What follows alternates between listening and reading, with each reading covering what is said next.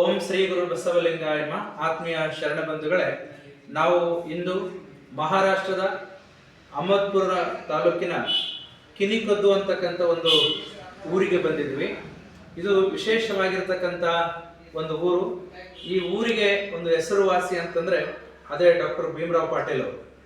ಇವರು ಲಾತೂರ್ನ ಕಾಲೇಜಿನ ಪ್ರಾಧ್ಯಾಪಕರಾಗಿದ್ದು ಬಸವ ಸಂಸ್ಕೃತಿ, ಶರಣ ಸಂಸ್ಕೃತಿಯಲ್ಲಿ ತನ್ನದೇ ಆಗಿರ್ತಕ್ಕಂಥ ಒಂದು ಪ್ರಭಾವನ ಮಹಾರಾಷ್ಟ್ರ ಮತ್ತು ಕರ್ನಾಟಕ, ತೆಲಂಗಾಣ, ಆಂಧ್ರ ಪ್ರದೇಶದಲ್ಲಿ ಪ್ರಭಾವವನ್ನು ಬೀರಿದರು. ಇವರು ಶ್ರೇಷ್ಠ ಬಸವ ತತ್ವ ಚಿಂತಕರು ಹಾಗೂ ಬಸವಾದಿ ಶರಣರು. ಇಡೀ ಕರ್ನಾಟಕ ಹಾಗೂ ಮಹಾರಾಷ್ಟ್ರದಲ್ಲಿ ಎಲ್ಲೆಲ್ಲಿ ಸಂಚರಿಸಿದ್ದಾರೆ. ಅವರ ಸಮಾಧಿ ಸ್ಥಳಗಳು, ಲಿಂಗೈಕ್ಯ ಸಮಾಧಿಗಳು ಎಲ್ಲಿದ್ದಾವೆ ಅಲ್ಲೆಲ್ಲ ಸ್ವತಃ ಹೋಗಿ ಕಾರ್ಯಕ್ಷೇತ್ರವನ್ನು ಮಾಡಿ ಅಧ್ಯಯನ ಮಾಡಿ ಅದರ ಮೇಲೆ ಒಂದು ಶರಣ ಸ್ಥಳ ಅಂತ ತಿಳ್ಕೊಂಡು ಒಂದು ಅದ್ಭುತವಾಗಿರ್ತಕ್ಕಂಥ ಪ್ರಬಂಧಕ್ಕೆ ಮಂಡಿಸುವಷ್ಟು ಉದ್ಗ್ರಂಥವನ್ನ ಅವರು ರಚಿಸಿದ್ದಾರೆ. ಸಮಗ್ರ ಈ ಒಂದು ಪುಸ್ತಕ ಗುರು ಬಸವಣ್ಣನವರ ನಂತರದಲ್ಲಿ 770 ಅಮರಗಣಗಳು ಎಲ್ಲೆಲ್ಲಿ ಹಾಗೆ ಹೋಗಿದ್ದಾರೆ, ಅವರ ಸ್ಥಳ ಮಹಿಮೆ ಎಲ್ಲವನ್ನು ಸಹಿತ ಇದರೊಳಗೆ ಇಟ್ಟಿದ್ದಾರೆ.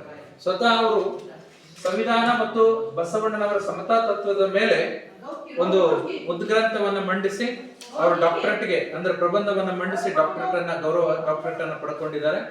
ಕೇವಲ ಇದಷ್ಟೇ ಅಲ್ಲ, ಸುಮಾರು 105ಕ್ಕೂ ಹೆಚ್ಚು ಕೃತಿಗಳನ್ನ ಅವರು ಬರೆದಿದ್ದಾರೆ. ಹಾಗೆ ಲಿಂಗಾಯತ, ಇದು ಬಹಳ ಮುಖ್ಯವಾಗಿರ್ತಕ್ಕಂಥದ್ದು.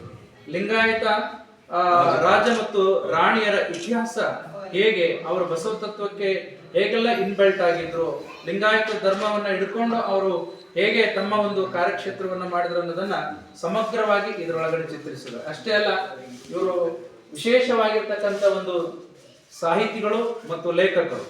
ಇವರು ಬರೆದಿರ್ತಕ್ಕಂಥ ಅನೇಕ ಪುಸ್ತಕಗಳು ಇದಾವೆ.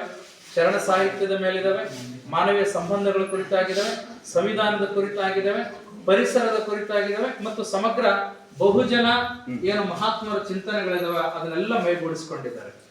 ಈ ಕಿನಿಕೊದ್ದು ಅಂತಕ್ಕಂಥ ಗ್ರಾಮದಲ್ಲಿ ಪಾಟೀಲ್ ಮಠದಲ್ಲಿ ಸುಮಾರು 40 ಎಕರೆ ಜಮೀನು ಮಾಲಕದಾರರಾಗಿದ್ರು ಸಹಿತ ಅವರು ಸ್ವಾರ್ಥಪರವಾಗಿರ್ತಕ್ಕಂಥ ಯೋಚನೆವನ್ನ ಹೊಂದದೆ, ಇದು ಒಂದು ಒಬ್ಬ ಪ್ರಾಧ್ಯಾಪಕರಂದ್ರೆ ಸುಂದರವಾಗಿರ್ತಕ್ಕಂಥ ಮನೆಯನ್ನ ಕಟ್ಕೊಂಡು ಜೀವಿಸಬಹುದಾಗಿತ್ತು. ಆದ್ರೆ ತಮ್ಮ ಮನೆಯನ್ನೇ ಡೆಮಾಲಿಷ್ ಮಾಡಿ ಇವತ್ತು ಸುಂದರವಾಗಿರ್ತಕ್ಕಂಥ ಅನುಭವ ಮಂಟಪವನ್ನ ಮಾಡಿದ್ದಾರೆ.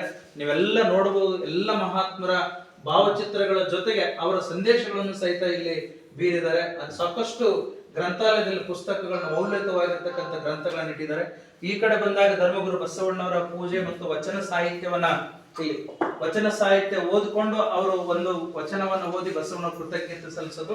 ಹಾಗೆ ಸಿಂಧು ನಾಗರಿಕತೆಯ ಪರಂಪರೆಯಲ್ಲಿ ಆಗಿನ ನಮ್ಮ ನೋಡಿ, ಇವತ್ತೆಲ್ಲ ಭಾರತ ದೇಶ ಪ್ರಾರಂಭವಾಗದೆ ಅಲ್ಲಿಂದ. ವಿವೇಕಾನಂದರು ಹೇಳ್ತಾರೆ ಸಿಂಧು ನಾಗರಿಕ ಪರಂಪರೆ ಅಂತ.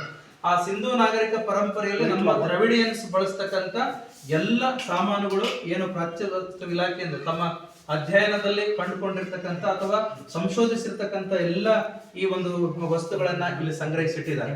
ಜೊತೆಗೆ ಇಲ್ಲಿ 12ನೇ ಶತಮಾನದಲ್ಲಿ ಬಸವಾದಿ ಪ್ರಮುಖರು ಏನು ಬರೆದಿರ್ತಕ್ಕಂಥ ತಾಡೋಲೆ ಅವೆಲ್ಲವೂ ಸಂಗ್ರಹಿಸಲಿಕ್ಕಾಗಿ ಈ ಒಂದು ಮ್ಯೂಸಿಯಂ ಅನ್ನು ತಯಾರು ಮಾಡಿದ್ದಾರೆ. ಅವರು ಅದ್ಭುತವಾಗಿರ್ತಕ್ಕಂಥ ವಾಕ್ಪಟು, ಭಾಷಣಕಾರರು. ಶರಣ ಸಾಹಿತ್ಯದ ಮೇಲೆ ನಿರರ್ಗಳವಾಗಿ 1-2-3 ತಾಸುಗಳ ಕಾಲ ಒಂದು ವಿಷಯವನ್ನ ಇಟ್ಕೊಂಡಿರೋದು ಸಮಗ್ರವಾಗಿ ಚಿಂತನೆ ಮೂಡಿಸ್ತಾರೆ. ಅಂತ ಒಂದು ರಾಷ್ಟ್ರೀಯ ಚಿಂತನೆಗಳನ್ನ ಬಿಂಬಿಸಿದಾಗ ಅಲ್ಲಿ ಪತ್ರಿಕೆಯಲ್ಲಿ ಬಂದಿರತಕ್ಕಂಥವು ಎಲ್ಲ ಈ ಒಂದು ಇದರೊಳಗಡೆ ಪುಟದೊಳಗಡೆ ಇವರು ಇಟ್ಟಿದ್ದಾರೆ. ನಿಜಕ್ಕೂ ಸಹಿತ ಇವೆಲ್ಲ ಚಿಂತನೆಗಳು ಇವರೇ ಒಬ್ಬ ದೊಡ್ಡ ಥೀಸಸ್ಗೆ, ಪ್ರಬಂಧಕ್ಕೆ ಮಂಡಿಸ್ತಕ್ಕಂಥ ಮಹಾನ್ ಸಂಪನ್ಮೂಲ ವ್ಯಕ್ತಿಗಳಾಗಿದ್ದಾರೆ ಅನ್ನೋದಕ್ಕೆ ಬಹಳ ಹೆಮ್ಮೆ ಅನಿಸ್ತದೆ. ಅವರ ವಿದ್ವತ್ತು ಮತ್ತು ಜ್ಞಾನ ಪ್ರತಿಭೆಗೆ ಡಾಕ್ಟರ್ ಮಾತೆ ಮಹಾದೇವಿ ಅವರು, ಬಾಲ್ಕೆಯ ಬಸವಲಿಂಗ ಪಟ್ಟದೇವರು, ನಾಡಿನ ಅನೇಕ ಪೂಜ್ಯರು ಅವರಿಗೆ ಕಾರ್ಯಕ್ರಮಕ್ಕೆ ಕರೆಸಿ ಸಾಕಷ್ಟು ಪ್ರಶಸ್ತಿ ಪುರಸ್ಕಾರಗಳನ್ನು ಕೊಟ್ಟಿದ್ದಾರೆ. ಜೊತೆಗೆ ಅವರ ಸ್ನೇಹ ಬಳಗ, ಅವರ ಕಾಲೇಜಿನಲ್ಲಿ ಹಮ್ಮಿಕೊಂಡಿರ್ತಕ್ಕಂಥ ರಾಷ್ಟ್ರೀಯ ಚಿಂತನೆಗಳು ಏನಿದಾವೆ ಆ ಎಲ್ಲ ಚಿಂತನೆಗಳನ್ನ ವಿದ್ಯಾರ್ಥಿಗಳಿಗೆ ಮೂಡಿಸ್ತಕ್ಕಂಥ ಒಂದು ಚಿತ್ರಪಟಲಗಳನ್ನು ಸಹಿತ ಇಲ್ಲಿದ್ದಾವೆ. ಈ ರೀತಿಯಾಗಿ ಇವರು ಒಂದು ಅನುಭವ ಮಂಟಪ, ಇದು ಕೇವಲ ನಮ್ಮ ಮನೆ, ನಾವು ಬಂದಿರತಕ್ಕಂಥದ್ದು ಸುಮ್ಮನೆ ನಮ್ಮ ಮನೆ ಆಗಬಾರದು. My life is my message ಅಂತ ಏನು ಗಾಂಧೀಜಿ ಹೇಳ್ತಾರೆ, ಹಂಗೆ ನಮ್ಮ ಜೀವನವೇ ನಮ್ಮ ಸಂದೇಶ ಆಗ್ಬೇಕು ಅನ್ನೋದನ್ನ ಅವರಿಗೆ ತೋರಿಸಿದ್ದಾರೆ. ಹಾಗೆ ಅವರು ಓದಿರ್ತಕ್ಕಂಥ ಐತಿಹಾಸಿಕವಾಗಿರ್ತಕ್ಕಂಥ ಶರಣ ಸ್ಥಳದ ಪುಸ್ತಕವನ್ನ ಅವರು ಓದಿರ್ತಕ್ಕಂಥದ್ದೆಲ್ಲ ಇಲ್ಲಿ ಡಾಕ್ಟರ್ ಭೀಮರಾವ್ ಪಾಟೀಲ್ ಅವರ ಒಂದು ಗ್ರಂಥ, ಅವರು ಸ್ವತಃ ಬರೆದಿರ್ತಕ್ಕಂಥ ಒಂದು ಪುಸ್ತಕಗಳು ಮರಾಠಿಯಲ್ಲಿದ್ದಾವೆ. ಈ ಮರಾಠಿ ಪುಸ್ತಕಗಳು ಇವತ್ತು ಕನ್ನಡದಲ್ಲಿ ಶರಣ ಸಾಹಿತ್ಯದ ಹೇಗಪ್ಪ ಮಾಡೋದು ಅಂತ ತಿಳ್ಕೊಂಡು ಬಹಳಷ್ಟು ಜನ ನರ್ವಸ್ ಆಗ್ತಾ ಇದ್ರು. ಅಂತವ್ರಿಗೆಲ್ಲ ಬುದ್ಧಿಯನ್ನ ಮತ್ತು ಜ್ಞಾನ ಪ್ರತಿಭೆಯನ್ನು ಹೆಚ್ಚಿಸಲಿಕ್ಕೆ ಮರಾಠಿಯಲ್ಲಿ ಸಾಕಷ್ಟು ಶರಣರ ಜೀವನ ಚರಿತ್ರೆ ಕುರಿತಾಗಿರ್ತಕ್ಕಂಥ ಪುಸ್ತಕಗಳನ್ನ ಬರೆದಿದ್ದಾರೆ. ಹಾಗೆ ಡಾಕ್ಟರ್ ಭೀಮರಾವ್ ಪಾಟೀಲ್ ಅವರು ಒಂದು ತೌಲನಿಕವಾಗಿರ್ತಕ್ಕಂಥ ಅಧ್ಯಯನ ಕಂಪೇರಿಟಿವ್ ಲೆಕ್ಚರ್ ಕೊಡ್ತಾರೆ. ಒಂದು ಬೌದ್ಧ ಧರ್ಮ, ಬಸವ ಧರ್ಮ ಅಥವಾ ಇಸ್ಲಾಂ ಧರ್ಮ, ಪರ್ಷಿಯನ್ ಧರ್ಮ, ಇನ್ನಿತರ ಭಾರತೀಯ ಮೂಲ ಧರ್ಮಗಳು ಹಾಗೂ ಪಾಶ್ಚಿಮಾತ್ಯ ಧರ್ಮಗಳ ಸಾಮ್ಯತೆ ಸಾಮಾಜಿಕ ಸಮಾನತೆ ಅನುಸಾರ ಬೇಕಾದ್ರೆ ಏನೇನು ಸಾಮ್ಯತೆಗಳದಾವ ಅದರ ಬಗ್ಗೆ ಎಲ್ಲ ಒಂದು ವ್ಯಾಖ್ಯಾನ ಕೊಟ್ಟು ತಮ್ಮದೇ ಆಗಿರ್ತಕ್ಕಂಥ ಚಿಂತನೆಗಳ ಒಂದು ಪ್ರಭಾವ ವ್ಯಾಖ್ಯಾನಗಳನ್ನು ಕೊಟ್ಟಿದ್ದಾರೆ.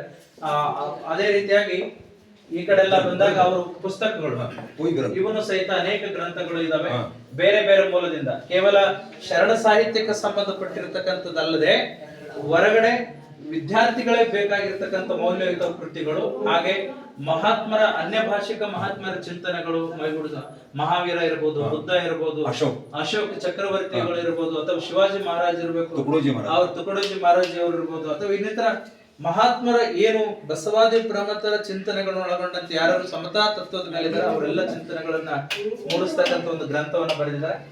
ಹಾಗೂ ವಚನ ಸಾಹಿತ್ಯದ ಪರಿಚಯ ಯಾವ ರೀತಿ ಮಾಡ್ಕೋಬೇಕು, ವಚನ ಸಾಹಿತ್ಯ ಮೂಲ ಅಧ್ಯಯನ ಯಾವ ರೀತಿ ನಾವು ಮಾಡಬೇಕು ಅನ್ನೋದನ್ನ ಪ್ರಾಥಮಿಕವಾಗಿ ಹಂತದಲ್ಲಿ ಏನಿರಬೇಕು, ಒಬ್ಬ ವಚನ ಸಾಹಿತ್ಯಕಾರ ಒಂದು ಅಧ್ಯಯನ ಮಾಡ್ಬೇಕಾದ್ರೆ ಅವೆಲ್ಲ ಚಿಂತನೆಗಳನ್ನ ಅವರು ಸ್ವತಃ ಕೈಲಿ ಬರೆದಿರ್ತಕ್ಕಂಥ ವಚನನಾಮಗಳ. ಸೊ ಈ ರೀತಿಯಾಗಿ ಒಂದು ಸುಂದರವಾಗಿರ್ತಕ್ಕಂಥ ಅನುಭವ ಮಂಟಪದಲ್ಲಿ ಇವೆಲ್ಲವನ್ನ ನೋಡಬಹುದು. ಹಾಗೆ ಡಾಕ್ಟರ್ ಭೀಮರಾವ್ ಪಾಟೀಲ್ ಅವರಿಗೆ ಸಿಕ್ಕಿರ್ತಕ್ಕಂಥ ಅನೇಕ ಪುರಸ್ಕಾರಗಳಿದಾವೆ. ಬಹಳಷ್ಟು ಜನ ಸಂಸ್ಥೆಗಳು ಈ ಒಂದು ಪುರಸ್ಕಾರವನ್ನ ಕೊಟ್ಟಿದ್ದಾವೆ. ಆ ಪುರಸ್ಕಾರದಿಂದ ಅವರಿಗೆ ಬೆಲೆ ಅಲ್ಲ, ಅವರಿಂದ ಆ ಪುರಸ್ಕಾರಕ್ಕೆ ಬೆಲೆ ಅನ್ನೋದು ಅವರು ಈ ಅನುಭವ ಮಂಟಪದಲ್ಲಿ ಸಾಬೀತು ಮಾಡಿದ್ರು. ಅವರೆಷ್ಟು ಸರಳ ಮತ್ತು ಸಜ್ಜನ ವ್ಯಕ್ತಿಗಳಂತಂದ್ರ ಒಬ್ಬ ಪ್ರಾಧ್ಯಾಪಕರಾಗಿರ್ತಕ್ಕಂಥವ್ರು ನೋಡಲಿ ಮುದ್ರಿಕಾ ಅಂತ ಹೇಳಿ ಅವರ ತಾಯಿ, ಅವರ ತಾಯಿ ಸಂಸ್ಮರಣೆಗಾಗಿ ನೆನಪಿಗಾಗಿ ಒಂದು ಮನೆ, ಅವರು ದೊಡ್ಡ ಬಂಗಲೆಯನ್ನು ಕಟ್ಕೊಂಡು ಉಳ್ಕೊಂಡಿಲ್ಲ, ಸಾಧಾರಣ ನೆಲದ ಮೇಲೆ ಮಲ್ಕೊಂಡೆ ಅಧ್ಯಯನ ಮಾಡತಕ್ಕಂಥವ್ರು. ನಿಜಕ್ಕೂ ಸಹಿತ ನಾವು ಆಧುನಿಕ ಗಾಂಧೀಜಿ ಅಂತ ಕರೆದ ಬಸವ ಗಾಂಧೀಜಿ ಅಂತ ತಪ್ಪಾಗ್ಲಿಕ್ಕಿಲ್ಲ. ಈ ರೀತಿಯಾಗಿ ಅವರು ಚಿಂತನೆಗಳಿದಾವೆ. ಇಂಥ ಒಂದು ಸುಂದರ ಅನುಭವ ಮಂಟಪದಲ್ಲಿ ನಾವೆಲ್ಲ ಬಸವ ಕಲ್ಯಾಣದ ಬಸವ ತತ್ವ ಪ್ರಚಾರ ಕೇಂದ್ರ ಹಾಗೂ ಸೊಲ್ಲಾಪುರದ ಇನ್ನಿತರ ಎಲ್ಲ ಶರಣ ಬಂಧುಗಳು ನಾವೆಲ್ಲ ಬಂದು ಬಹಳ ಖುಷಿ ಪಟ್ಟಿದ್ದೀವಿ. ಹೀಗೆ ಡಾಕ್ಟರ್ ಭೀಮರಾವ್ ಪಾಟೀಲ್ ಅವರ ಚಿಂತನೆಗಳು ಬೆಳಿಬೇಕು, ನಾವೆಲ್ಲ ಬೆಳೆಸಬೇಕು. ಜೊತೆ ಸ್ವತಃ ಅವರೇ ಒಂದು ಸಂಶೋಧನಾ ಸಂಪನ್ಮೂಲ ಕೇಂದ್ರಗಳಾಗಿ ಬೆಳೀತಾರೆ. ಆ ರೀತಿ ನಾವೆಲ್ಲರೂ ಬೆಳೆಸೋಣ. ಈ ಅನುಭವ ಮಂಟಪಕ್ಕೆ ಶರಣ